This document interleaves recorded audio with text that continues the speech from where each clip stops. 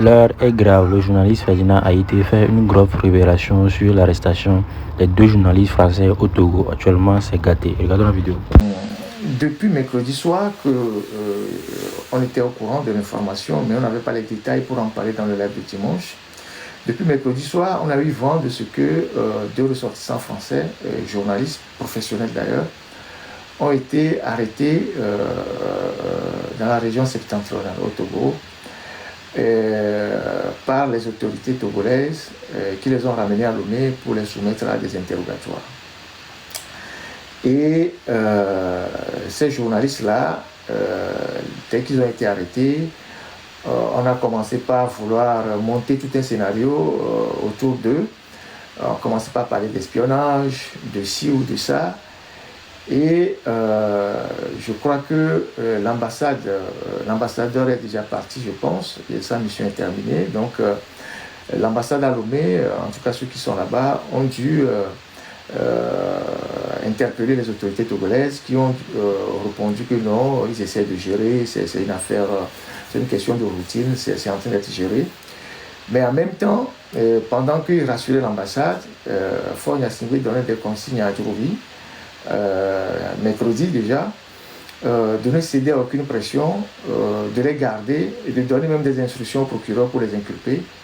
Et ils vont essayer de les utiliser comme monnaie d'échange avec la France, faire du chantage à la France pour que la France enfin leur livre Ferdinand été. Et donc, évidemment, naïvement, les autorités, je pense, de l'ambassade n'ont pas voulu communiquer sur l'arrestation, alors que déjà nous on était au courant. Et on a suivi tout ça. Jusqu'à hier, à la surprise générale, ces deux journalistes ont été présentés au parquet auprès du troisième substitut et du procureur, M. Chouatre, qui les a écoutés et puis après qui les a renvoyés au quatrième cabinet d'instruction, qui les a inculpés et qui les a placés sous mandat de dépôt. Ils étaient accompagnés de leur avocat, maître Martial Akakbo. Alors, qui sont ces gens-là? Je vous ai dit de regarder un peu les routes impossibles.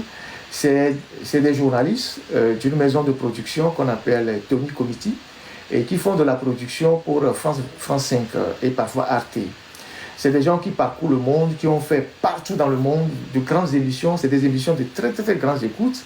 Parfois, sur certaines chaînes, ils ont parfois 900 000 personnes qui écoutent en audience. C'est des gens qui ont fait tous les pays, sans aucun problème, tous les pays du monde, la Chine, le Vietnam, l'Afghanistan, l'Amérique latine, la Bolivie, plusieurs pays africains. Donc, ils font des reportages sur la vie et tout ça. Ils vont découvrir de nouvelles cultures. Voilà. Vous allez taper, vous allez voir les routes de l'impossible. C'est ça l'émission qu'ils font. Donc, ils font ces émissions-là, ces reportages-là. C'est des documentaires qu'ils font et qu'ils revendent à France 5. Et donc, ces gens-là sont arrivés au Togo en toute légalité. Ils sont arrivés au Togo, ils ne sont pas rentrés au Togo comme des contrebandiers. Ils ont fait des demandes de visa, les visas leur ont été accordés. Ils sont arrivés au Togo par l'aéroport avec tout leur matos, le matériel, les appareils photo, les drones et tout ça. Et je rappelle qu'à l'aéroport international de Lomé, il y a les gens de la l'ANR, les gens de la douane, qui contrôlent tout ce qui rentre dans le pays, notamment quand il s'agit des matériels sensibles comme les drones, les appareils photo, tout ça. Moi-même, il y a cela 6 ans, on avait commandé un drone pour notre rédaction, on avait eu des difficultés à le sortir de l'aéroport. Donc, c'est des matériels qui est très, très, très contrôlé parce que les drones, c'est à la fois un matériel de production, mais c'est aussi un matériel de reportage plutôt, mais c'est aussi un matériel de guerre. Donc, dans tous les pays, les drones qui rentrent sont très, très, très, très, très contrôlés strictement. Donc, c'est des gens qui sont arrivés naturellement au Togo avec leur visa et qui sont allés pour aller faire ce reportage-là. Ça veut dire que leur arrivée, leur présence sur le territoire togolais était à la connaissance de nos autorités et ils savaient pourquoi ils étaient là. Et subitement, ils se sont dit, mais ces gens-là, on pourrait les arrêter pour en faire, on va les prendre en otage pour en faire, c'est pas des trucs de chantage, parce que Faure avait attrapé, quand il y avait les événements, il y a cela 1 an, avec les manifestations, Faure avait attrapé Steve Rouillard. Et Steve Rouillard même l'a dit qu'on voulait le changer contre nous, Jacques Bambo et moi, mais que la France n'a pas cédé. Donc Faure a gardé longtemps Steve Rouillard. Et il s'est rendu compte que, bon, c'est un Français, mais c'est un Français, voilà. Et Steve Rouillard avait gardé le Lomé, il dit, il y a ce sort dans l'Union, et sur le chantage, il y a Français, et va quoi, Français, Français, Guadeloupéen, et il faut que moi, les mes boys. Donc, il faut les mineurs. Donc, il faut les mineurs, et va t'y connaître, il va t'attirer Steve Rouillard, parce qu'il va quoi, il voit, bon, français, il voit mes boys, quoi. Il voit les maillots. Français noir, donc il voit les maillots. Fifi, elle va quoi, il aller au vent tonton. C'est parce qu'il est à mes boys français, il voit,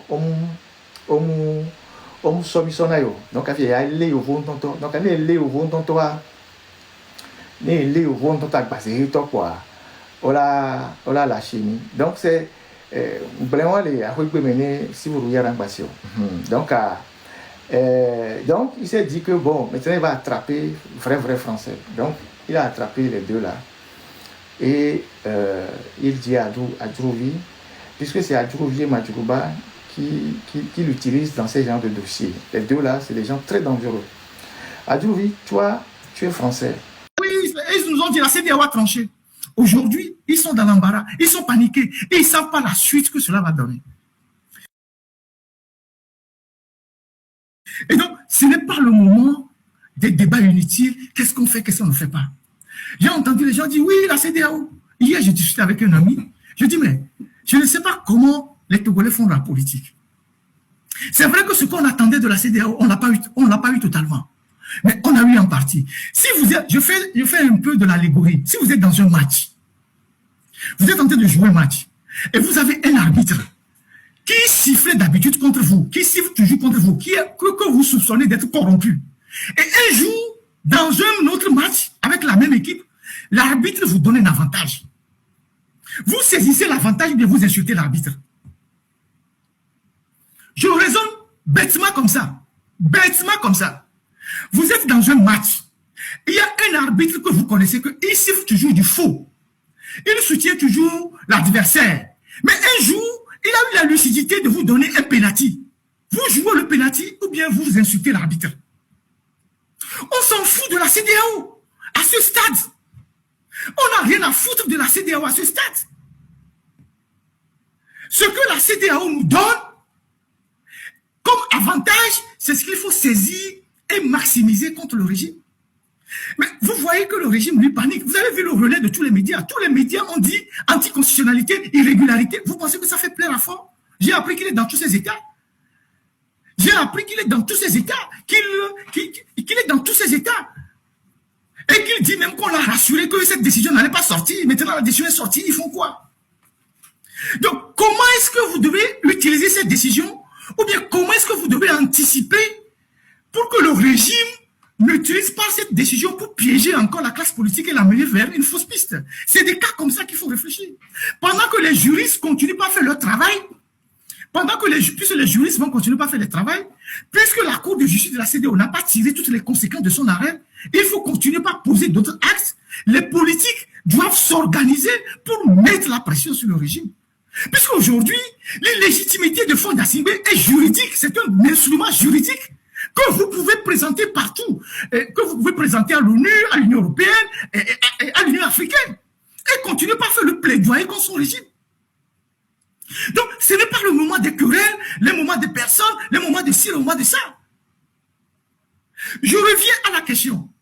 Si vous êtes dans un match, et que vous avez un arbitre qui a l'habitude de siffler contre vous, et un jour, cet arbitre a eu une petite lucidité, et vous donne un avantage dans le match, vous insultez l'arbitre, ou bien vous saisissez l'avantage pour avancer. On s'en fout de la CEDEAO. Moi-même là, j'ai fait plein d'articles contre la CEDEAO. Mais la CEDEAO, ce n'est pas tout qui est mauvais en réalité. C'est la commission de la CEDEAO et la conférence des chefs d'État qui sèment le bordel dans la CEDEAO.